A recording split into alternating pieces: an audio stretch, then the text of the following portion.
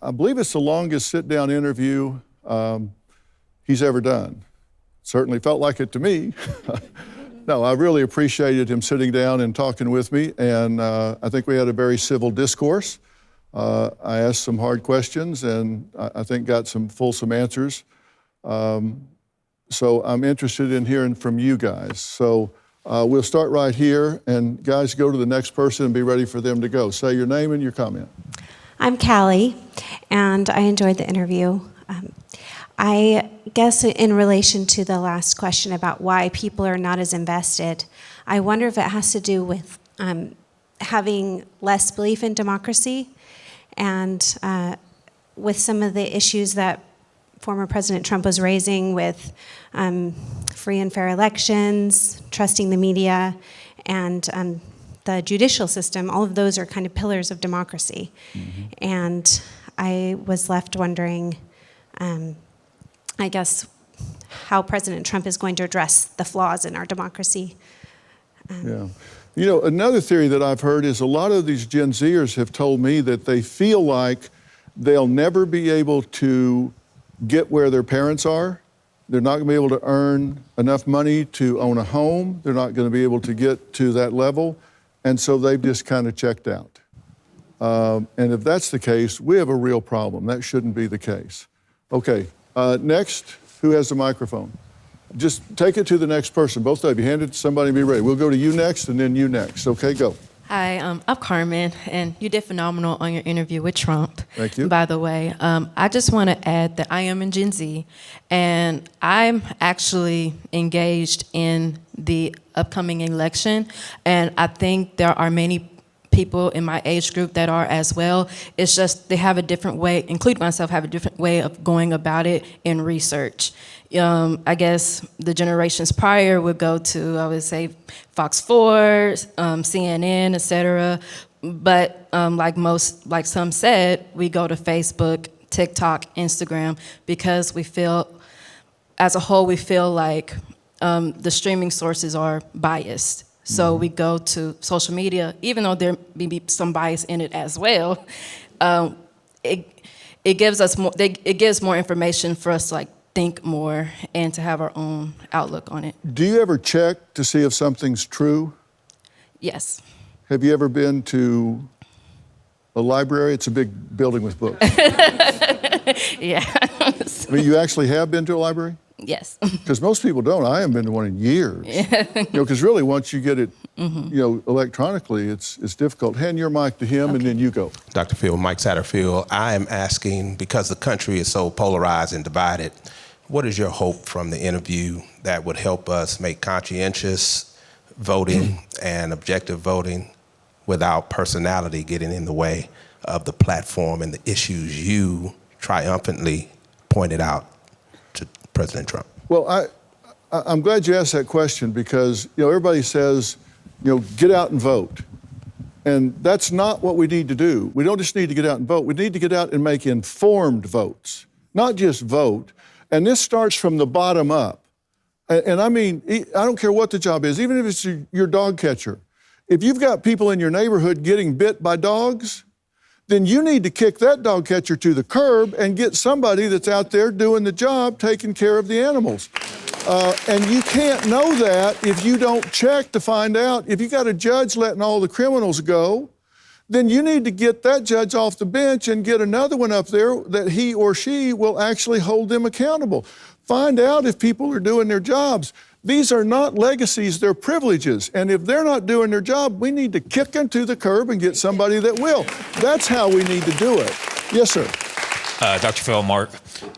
My question is more of, you're America's doctor, and so in watching Trump, he's really hard to follow. Like you said, he's a bull. And so the question is, if we're raised on it's not what you say, but how you say something, how are we to listen to him and not get polarized by his words or even triggered or bothered and really kind of get to the heart of what he's saying when he says the same thing 18 different times with one question? Right. And, I think there's a loop that people get in because they think, this is what's getting the crowd riled up. But, there's a difference when people get into the polling booth and people say politics are local. No, I don't think so. I think politics are personal. People get in and say, okay, what's this mean to my family? What's this mean to my ability to feed my children, to keep my roof over my family's head? And that's what these politicians need to figure out, is people are asking, what's this going to do for me and my family? And that's not being selfish. You got to take care of yourself before you can take care of others. I mean, look at Maslow's hierarchy. First thing is survival. And then you work up to self-actualization where you start taking care of other people. But you can't give away what you don't have. If you aren't healthy, if you don't have yourself taken care of, you can't reach out to somebody else. Yes, sir. Great interview. Saw a side of him I hadn't seen before. My name is Keith. I know your name's Keith. We've got a quick meeting this way. Yes, sir. I know it. I'm that bad penny. I keep showing up, Good. So Just keep showing up. I still have a problem with voting for somebody for president that is a convicted felon. And I don't know how to overcome that. That is what? That is a convicted felon. Yeah. That's trouble for me. I don't think that somebody in that capacity should be allowed to run for president, but the rules are the rules. Well, that's right. And in fact, that goes to our first question on the poll. Let's look at that. The first question was asked, I would vote for a convicted felon for president of the United States. 91% say yes, and then Keith and a few stragglers say no. So 91% of the people say yes, and I don't know if that's because they think that's kind of a bogus conviction or if they think it's a white-collar conviction or something. That's something we need to drill down more on. But 91% of the people say they would. We'll see. Most Okay. prisoners can't vote. Right. Well, and you can't vote from prison. But actually, a convicted felon can't vote in Florida unless they're under New York law, which is interesting. Then they can vote in Florida. So, yes, ma'am. Hi, Nova. So I was here Monday, and I stated that I was formerly a Democrat, now Republican, and I'm still undecided. Great interview. I think you did a wonderful job getting him to be a little more personable. I thought it was really funny how he took your stats and was really like, oh, you know, when you showed him the stats on everything, I was like, I wondered if you gave him a copy of that because he was so impressed with his numbers. But I am swayed. My mindset towards him since I saw the court, when y'all talked about the court hearing and all that, yes, I don't feel like that was fair for him. But at the same time, suck it up, Buttercup. That's what a lot of Americans go through as far as the indigent people. I mean, lots of innocent people they get found guilty and they're not. Yeah.